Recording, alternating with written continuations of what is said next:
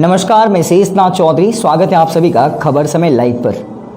हे भगवान, यह कैसी मुसीबत आई है, या यूँ कह ले कि हे भगवान, यह कैसी बीमारी आई है जिसका इलाज सिर्फ दूरी, तन्हाई और जुदाई है।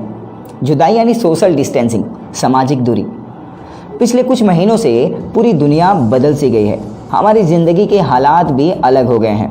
लाखों लोग इस बीमारी के कारण जान गंवा चुके हैं। लाखों लोग अभी भी इलाजरत हैं और लाखों लोगों की ज़िंदगियां इस बीमारी ने अप्रत्यक्ष और प्रत्यक्ष दोनों ही तौर पे प्रभावित की है। रोज़मर्रा की ज़िंदगी हो या रोज़ी रोटी हो, हर एंगल से इस बीमारी ने लोगों की ज़िंदगी को प्रभावित किया है। बात करते हैं उत्तर बंगाल की, यानी नॉर्थ बंगाल के 8 जिलों की, जहां हम देखेंगे कि पिछले एक सप्ताह के अंदर किस तरीके से इस बीमारी ने अपने पांव पसारे हैं, या हमने अपनी बुद्धिमत्ता से और सोशल डिस्टेंसिंग का पालन करके कितने हद तक इस बीमारी पर काबू पाया है।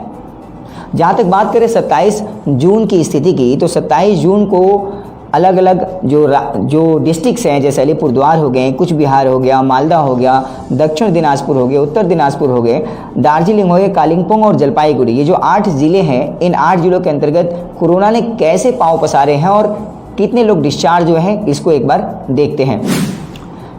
अभी अगर कुल मरीजों की संख्या के हैं उत्तर बंगाल में, अभी तक कुल मरीजों की संख्या 2758 यानी 2758 है, जिसमें से डिस्चार्ज हो चुके हैं 2141 लोग।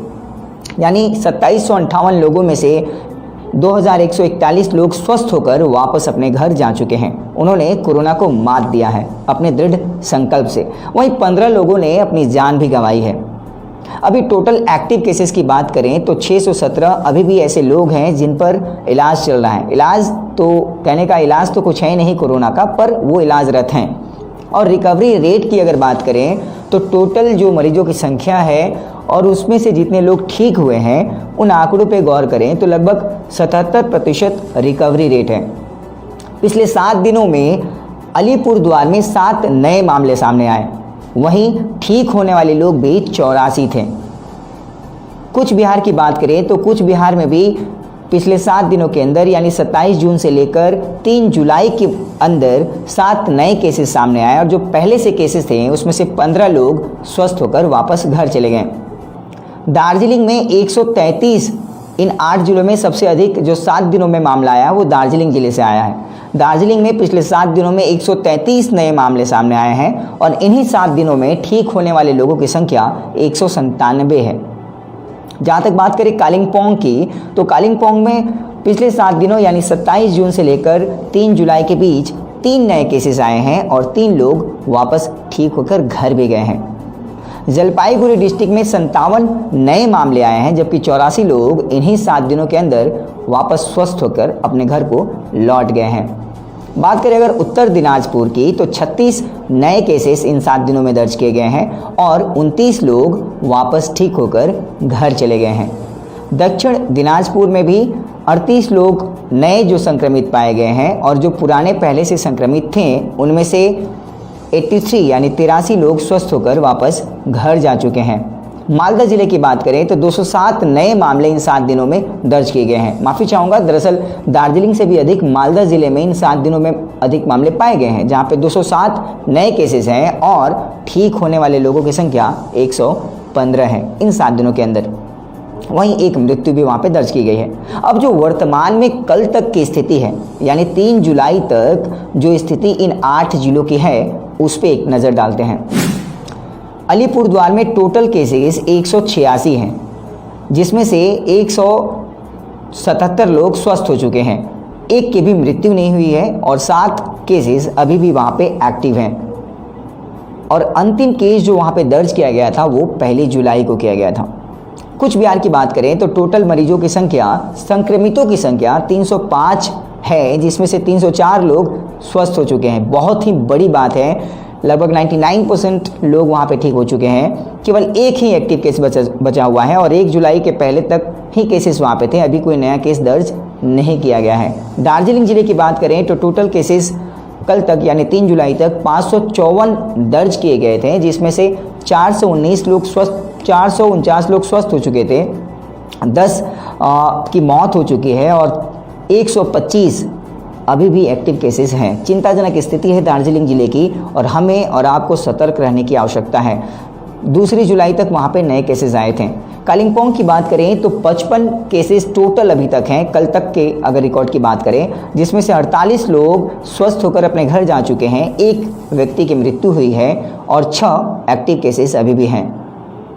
कालिम्पोंग की बात करने के बाद अब जलपाईगुड़ी पे चलते हैं। जलपाईगुड़ी में 386 टोटल केसेस कल तक दर्ज किए गए थे, जिसमें से 310 लोग स्वस्थ हो गए हैं, 1 की मृत्यु हुई है और 75 केसेस अभी भी एक्टिव हैं। पिछला मामला वहाँ पे 2 जुलाई को मिला था। उत्तर दिनाजपुर की बात करें तो 314 टोटल केसेस है वहाँ पे, जिसमें से 255 लोग स्वस्थ हो चुके हैं, 1 की मृत्यु हुई है, 58 लोगों पर अभी भी इलाज चल रहा है, या यूँ कह ले 58 एक्टिव केसेस हैं वहाँ पे। और वहाँ भी 2 जुलाई को ही लास्ट केस दर्ज किया गया था। अगर बात करें मालदा ज़िले की तो 218 टोटल केसेस है माफ़ी चाहूँगा दक्षिण दिनाजपुर की तो 218 टोटल केसेस है वहाँ पे, जिसमें से 183 व्यक्ति ठीक होकर वापस घर जा चुके हैं, 1 भी व्यक्ति वहाँ पे डेथ नहीं किया है, ये एक अच्छी खबर है। और 35 केसेस अभी भी एक्टिव हैं। बात करते हैं मालदा ज़िले की, जिसमें सबसे अधिक लोग संक्रमित हुए हैं और वहाँ टोटल केसेस कल तक अगर देखा जाए तो 740 है, जिसमें से 445 लोग स्वस्थ हो चुके हैं, 2 लोगों की जान गई है वहाँ पे और अभी भी 293 मामले एक्टिव हैं। 2 जुलाई को लास्ट वहाँ पे जो मामला था वो दर्ज किया गया था। तो अगर पिछले 7 दिनों का टोटल आंकड़ा देखें इन 8 जिलों में तो 486 या 488 नए केसेस आए हैं, जबकि जो पुराने केसेस थे उसमें से 610 लोग स्वस्थ भी हुए हैं इन्हीं 7 दिनों में। तो ये अपने आप में बहुत मायने रखता है ये आंकड़ा हमें और आपको सचेत करने के लिए। टोटल केसेस जैसा कि मैंने कहा था 2758 हैं, जिसमें से 2141 लोग स्वस्थ हो चुके हैं और रिकवरी रेट 77% है। अब देखिए सोशल डिस्टेंसिंग ज़रूरी क्यों है, ये भी समझना ज़रूरी है। इन आंकड़ों पे गौर करेंगे तो आप एक चीज़ देखेंगे कि जहाँ जहाँ पर प्रशासन सतर्क रहा है और इन ज़िलों में जहाँ लोगों ने सोशल डिस्टेंसिंग को अपने जीवन में उतारा है, वहाँ पिछले 7 दिनों में रिकवरी रेट बढ़ी है और जो एक्टिव केसेस हैं उनकी संख्या में घटोतरी हुई है, या यूँ कहें कि वो घटा है। अब ये सोशल डिस्टेंसिंग ज़रूरी क्यों है, आप सबको पता है और हमने बताया भी था कि देखिए एक व्यक्ति जो संक्रमित होता है वह अगर अपनी दिनचर्या को कायम रखे, यानी वो बाहर निकले, सोशल डिस्टेंसिंग का पालन ना करे, तो वो 5 दिनों के अंदर 2.5 व्यक्ति को संक्रमित करता है। अगर वही लगातार 30 दिनों तक अपनी दिनचर्या कायम रखे तो 406 व्यक्ति को संक्रमित कर सकता है।